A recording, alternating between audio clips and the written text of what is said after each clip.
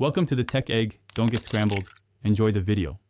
Recompressing a compressed file can yield savings when the archive contains uncompressed text or log files.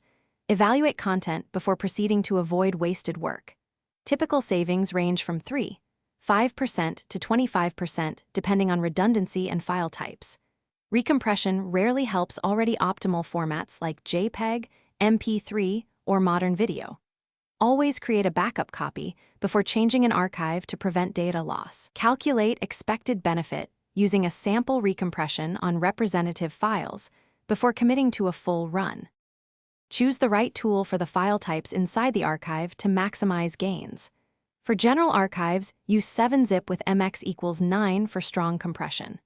For web text assets, consider Brotli with Q equals 11 to compress HTML, CSS, and JS. For layered recompression, use Precomp or Zpack to exploit format-specific redundancies. Enable multithreading flags such as MMT equals on in 7-zip to speed processing on multi-core machines. Remember, high compression settings increase CPU and time, so balance speed versus size.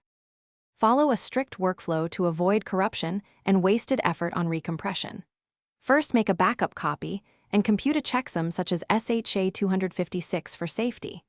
Next, run a sample recompression on a representative subset and validate extraction with the tool test flag. Use commands like 7z-at7z-mx equals 9mmt equals on archive, 7z file folder, and then 7zt archive, 7z to test integrity.